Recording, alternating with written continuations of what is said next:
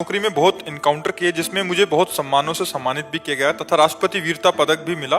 पिछले साल 22 जनवरी को जिस दिन राम मंदिर जी की प्राण प्रतिष्ठा हो रही थी, बदमाशों से मुठभेड़ के दौरान सीने में गोली लगी, मेरी मृत्यु का समाचार भी जारी हो गया था। फिर प्रभु कृपा से मैं बच गया। अब मेरा प्रश्न यह है कि मैं अपने पथ पर ऐसे ही चलता रहूं या बिल्कुल ही प्रभु की शरण में आ जाऊं। मन विचलित रहता है मुझे जब भी समय मिलता है। पता नहीं क्या जीवन की लीला हो और हम इसी सांसारिक धर्म निर्वाह के चक्कर में मनुष्य जीवन का जो मूल कर्तव्य है भगवत प्राप्ति, उससे वंचित हो जाए तो ठीक नहीं है। रात के अंधेरे में सन्नाटा था और फिर एक गोली की आवाज गूंजी। एक पुलिस ऑफिसर जिन्होंने अब तक 25 से ज्यादा एनकाउंटर किए, एक ऐसे योद्धा जो अपराधियों के लिए काल बन चुके थे। लेकिन उस रात जब मौत उनसे चंद कदम दूर थी, जब सीने के आर पार गोली निकल चुकी थी, तो आखिर कौन सी ताकत थी जिसने उन्हें बचा लिया? मेरठ के encounter specialist SSI Munesh Singh, जिनका नाम ही बदमाशों के दिल में खौफ पैदा कर देता था, लेकिन अब उनका मन विचलित है, बेचैन है। मगर आखिर क्यों? क्या वो अपराधियों को सजा देकर ही गुनहगार बन गए, या फिर कहीं कुछ छूट गया था जो अब उन्हें कचोट रहा है? जब मौत सामने खड़ी थी तो क्या उन्होंने किसी अदृश्य शक्ति को महसूस किया था, और अब वो शक्ति उन्हें उस रास्ते से हटाकर किसी और रास्ते की तरफ क्या बुला रही है? 10 फरवरी मथुरा मुनेश सिंह पहुंचते हैं संत प्रेमानंद महाराज के पास, और वहीं उनके जीवन का सबसे बड़ा सवाल उठ खड़ा हुआ। मैंने इतने एनकाउंटर किए, बदमाशों का अंत किया, सम्मान भी मिला, पर अब मेरा मन अशांत है। क्या मैंने पाप किया? इस पर सोचिए संत प्रेमानंद महाराज ने क्या जवाब दिया होगा। क्या मुनेश सिंह को अपने सभी कर्मों का प्रायश्चित करना होगा? क्या उन्हें अब अपना जीवन किसी और राह पर मोड़ना होगा, या फिर उनके द्वारा किया गया हर एनकाउंटर एक नियति का हिस्सा था? आज अनसुनी इस कहानी में छिपे हैं कई सवाल, जिनके जवाब आपको हैरान कर देंगे। तो हमारे साथ बने रहिएगा, क्योंकि ये कहानी आपको सोचने पर मजबूर कर देगी। कई ऐसे सवाल हैं जो आपके मन में जागेंगे, लेकिन यकीन मानिए इस वीडियो के अंत तक उन सारे सवालों के जवाब आपको मिल जाएंगे।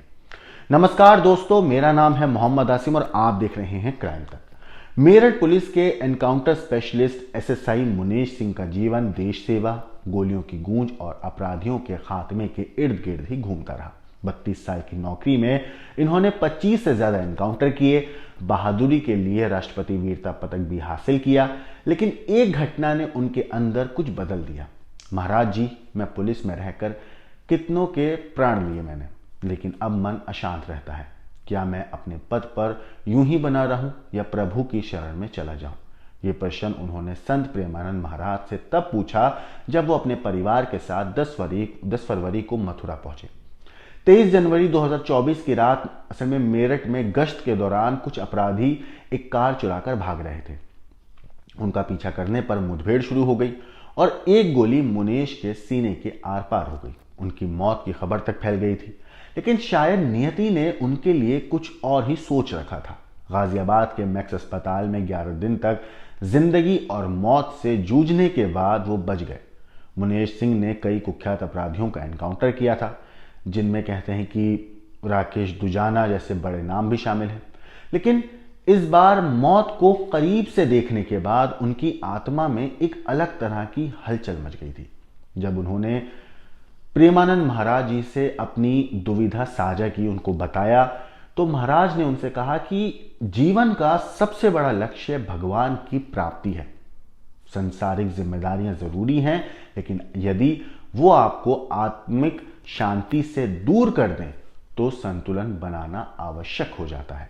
मुनेश सिंह को जवाब मिला कि अब कुछ समय ईश्वर की भक्ति में लगाना चाहिए, ताकि जीवन में किए गए कर्मों का प्रायश्चित हो सके और आत्मा को शुद्धि मिले। अगर आपका मन आपको साथ दे तो समय निकालिए अपने जीवन का भगवत प्राप्ति के लिए, जिससे हमारी जो भी सेवाएं बनी है उसमें जो चूक हुई है वो क्षमा हो जाए, जो पाप हुए हैं वो नष्ट हो जाएं, और अगला हम अगर जन्म भी मिले तो ऐसा ही मिले कि मैं देशभक्त बनूं, भगवान का भक्त बनूं। अब हम इसके नीचे न जाएं, मनुष्य योनि के नीचे न जाएं, जो अन्य योनियां हैं उनमें हम न जाएं। इसलिए आधा जीवन तो लगभग दे ही दिया, अब भगवान को दे दिया। महाराज जी ने काल्यवान और राजा मुचकुंद की कथा सुनाई। उन्होंने बताया कि कैसे भगवान ने राजा मुचकुंद से कहा कि युद्धों में किए गए हत्याओं के कारण वो इस जन्म में उन्हें प्राप्त नहीं कर सकते, उन्हें एक और जन्म लेना पड़ा जिसमें वो भक्ति करके भगवान में संधि में पहुंचे।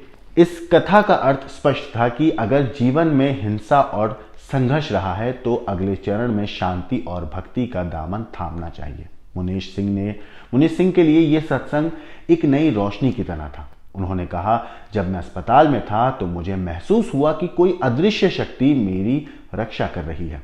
अब मुझे एहसास हुआ कि वो शक्ति संत प्रेमानंद जी के आशीर्वाद और प्रभु की कृपा थी। अब वो रोज संत प्रेमानंद महाराज के प्रवचन सुनते हैं, चाहे ड्यूटी से देर रात ही क्यों ना लौटें। उनका कहना है कि बिना प्रवचन सुने अब नींद नहीं आती। मुनीष सिंह ने कहा है, भास्कर की रिपोर्ट के मुताबिक, कि अब वो प्रयास करेंगे कि उनकी वजह से किसी को तकलीफ ना हो, कोई गलत काम ना हो। संत प्रेमानंद महाराज की शिक्षा से प्रेरित होकर वो अब अपने जीवन में धर्म और समाज सेवा को भी महत्व देना चाहते हैं। महाराज जी ने उनसे कहा कि रिटायरमेंट के बाद नए युवाओं को मार्गदर्शन दें, सही दिशा में बढ़ाएं और समाज के लिए कुछ अच्छा करें। अब मुनीष सिंह अपनी नई यात्रा के लिए तैयार हैं, जहां कर्तव्य के साथ साथ आध्यात्मिक शांति भी होगी।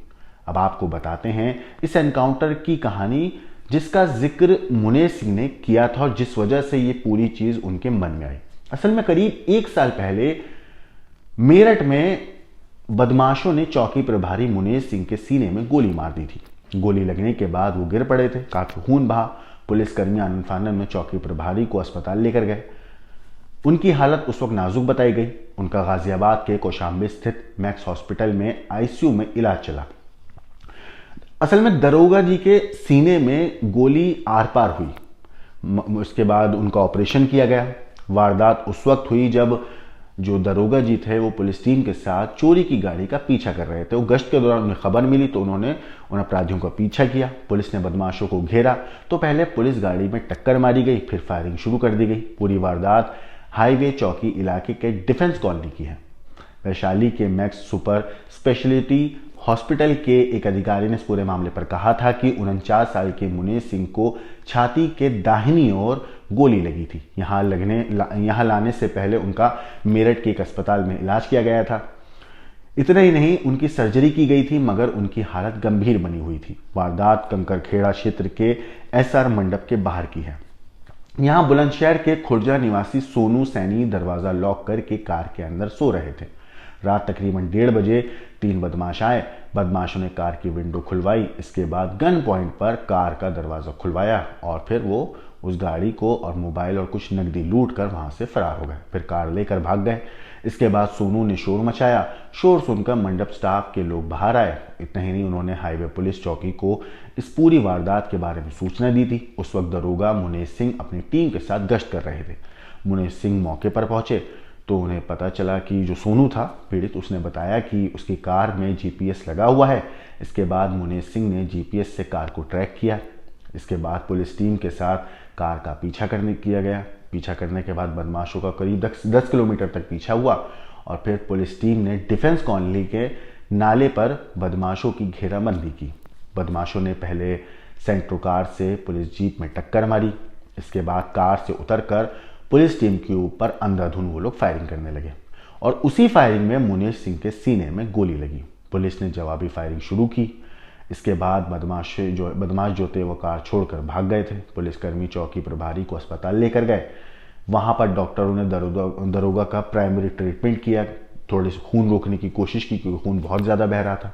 गंभीर हालत देखकर इसके बाद उन्हें गाजियाबाद रेफर कर दिया गया। सुबह के वक्त कोई तड़के दरोगा को गाजियाबाद के कौशाम्बी स्थित मैक अस्पताल में भर्ती कराया गया था। मुठभेड़ के वक्त मुनीष के साथ 2 कांस्टेबल और ड्राइवर मौजूद थे। लेकिन अब इस चीज़ के बाद उन्होंने उस वक्त मौत को बहुत करीब से देखा था, क्योंकि पहली बार ऐसा हुआ था कि उन्हें गोली लगी थी और डॉक्टर तक जवाब दे चुके थे। कई खबरें तो ये भी उड़ी थी कि उनका निधन हो गया है। हालांकि ऊपर वाले ने करम किया। इलाज के दौरान उनकी पूरी सेहत बनी। काफ़ी लंबा वक्त लगा उन्हें उनकी तबीयत सुधरने में, लेकिन आखिरकार अब वो सही हैं और अपने परिवार के साथ हैं। मगर अंदर एक चीज़ है जो उनको बेचैन कर रही थी, जिसके लिए वो पहुंचे थे संत प्रेमानंद महाराज जी के दरबार में। उनसे बात हुई और उसके बाद उन्होंने अपने जो अंदर का एक दुख था, जो एक उनके अंदर एक बात चुभ रही थी, वो उन्होंने उनसे जिक्र किया और उसके बाद उन्होंने उसके बारे में उनको समाधान दिया। इस पूरी चीज़ के ऊपर आपकी जो भी राय है, आपको जो कुछ कहना है, मैं कमेंट करके ज़रूर बताइएगा। लेकिन आखिर में ये पूरी वीडियो आप एक बार फिर से देखिएगा।